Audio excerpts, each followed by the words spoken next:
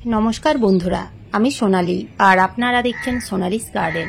आजकेर आमार भिडियो जबा फुलेर गाछ निये। बंधुरा आपनादेर जबा फुलेर गाछेर अवस्था कि एई रकम होयेछे? गाछेर ग्रोथ एकेबारेई होच्छे ना? जे पातागुलो बेर होच्छे सेई पातागुलो कि एकेबारे एई रकम छोटो छोटो बेर होच्छे किंबा एई रकम कुकड़े जाच्छे, गाছে कोनो रकम कुड़ी आसছে ना बा फुल फुटছে ना? যদি এই ধরনের সমস্যা আপনাদের জবা গাছে হয়ে থাকে তাহলে আজকের ভিডিওটা অবশ্যই দেখতে হবে। আজকে আমি আমার এই ভিডিওতে এমন কিছু খাবার দেওয়ার কথা এবং পরিচর্যার কথা বলবো যে পরিচর্যা বা খাবার প্রয়োগ করলে আপনাদের জবা গাছেও নতুন নতুন ব্রাঞ্চ ছাড়তে শুরু করবে, গাছে প্রচুর কুড়ি আসবে এবং গাছের গ্রোথ বৃদ্ধির সাথে সাথে যে ফুলগুলো ফুটবে সেই ফুলগুলো যথেষ্ট পরিমাণ বড় হবে। তাহলে চলুন ভিডিওটা দেরি না করে শুরু করা যাক। ছাদের গাছগুলো সেই রকম পরিচর্যা করা হয় না বললেই চলে, শুধুমাত্র জল দেওয়া হয়, যার ফলে গাছের অবস্থা এই রকম হয়েছে। এই জবা গাছটা যথেষ্টই বড় এবং একটা বড় পটেই বসানো আছে। তো আপনারা এখানে দেখতে পাচ্ছেন টবের মধ্যে নয়নতারা ফুলের একটা বেশ বড় রকমের গাছ বেরিয়েছে এবং প্রচুর ফুলও ফুটেছে। তাই আমি এই গাছটা কিন্তু কাটবো না, এই গাছটা রেখে আমি এই গাছের পরিচর্যা করব।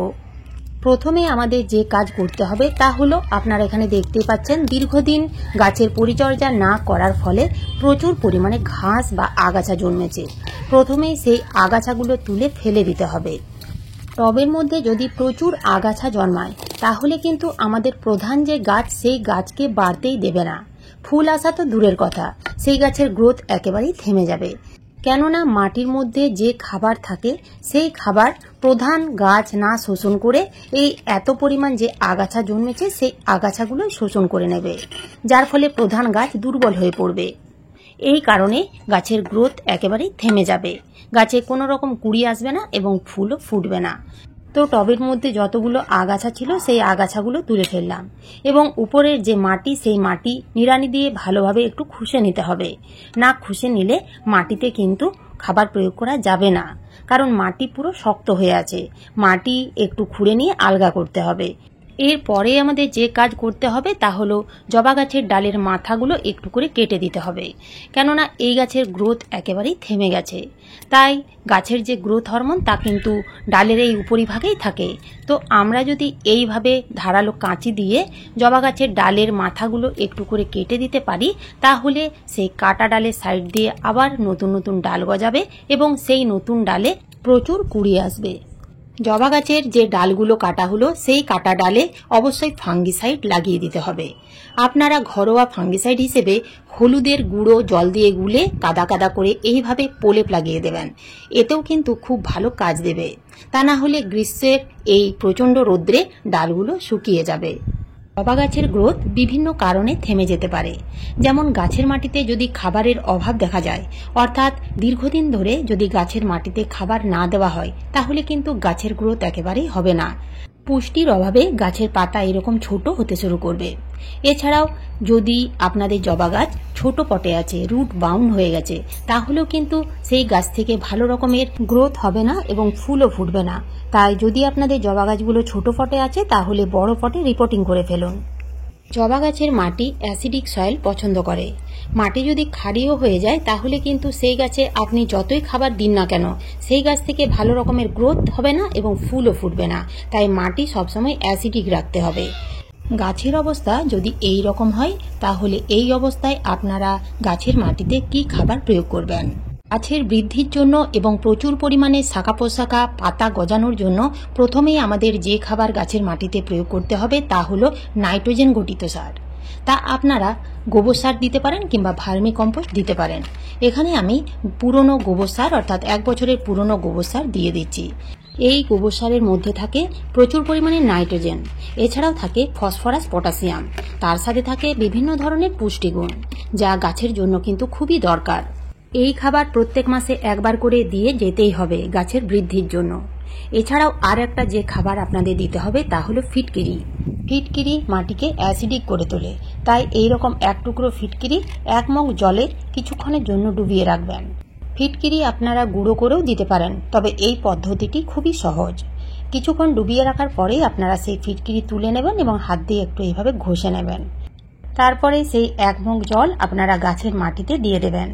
এই ফিটকিরি গোলা জল আপনারা কিন্তু ঘন ঘন গাছের মাটিতে দেবেন না, প্রত্যেক মাসে একবার দেবেন।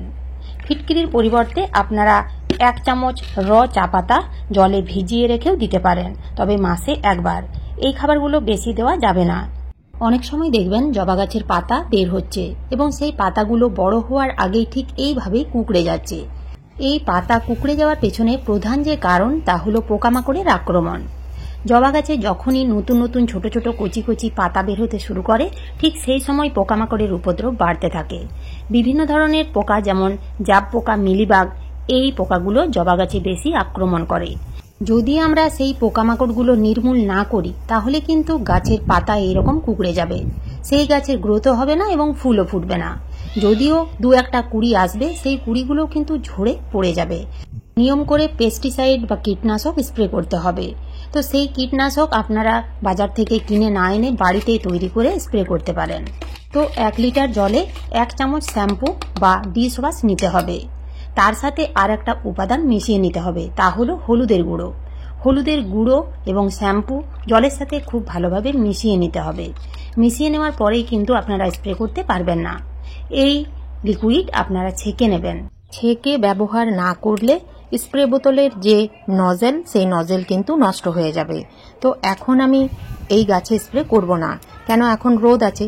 সবসময় কীটনাশক আপনারা সন্ধ্যের সময় স্প্রে করবেন। প্রত্যেক সপ্তাহে যদি আপনারা এই কীটনাশক স্প্রে করতে পারেন তাহলে কিন্তু গাছে পোকামাকড়ের আক্রমণ হবে না। গাছে পোকামাকড় থাক বা নাই থাক, প্রত্যেক সপ্তাহে আপনারা একবার করে এই কীটনাশক স্প্রে করুন। গাছে পাতা কোঁকড়ানো রোগ ঠিক হয়ে যাবে। এছাড়াও জবা গাছ ফুল সানলাইট ভালোবাসে।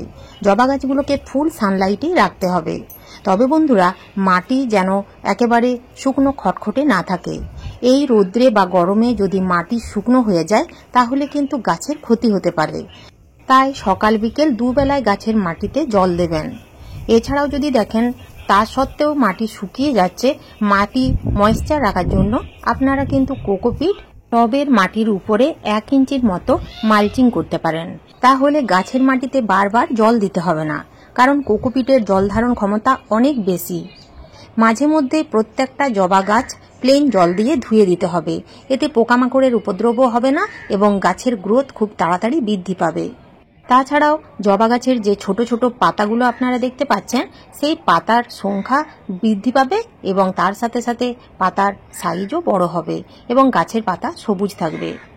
এইভাবে যদি আপনারা জবা গাছের পরিচর্যা করেন এবং যে খাবারগুলো দেওয়ার কথা বললাম সেই খাবারগুলো যদি প্রত্যেক মাসে একবার করে দিয়ে যেতে পারেন তাহলে আপনারা কিছুদিনের মধ্যে ভালো একটা রেজাল্ট দেখতে পাবেন। তো এই ছিল আজকের আমার এই ভিডিওটি ভালো লাগলে একটা লাইক অবশ্যই দেবেন, কমেন্ট করতে ভুলবেন না। নতুন বন্ধুরা আমার চ্যানেলটিকে সাবস্ক্রাইব করে পাশে থাকবেন। ধন্যবাদ।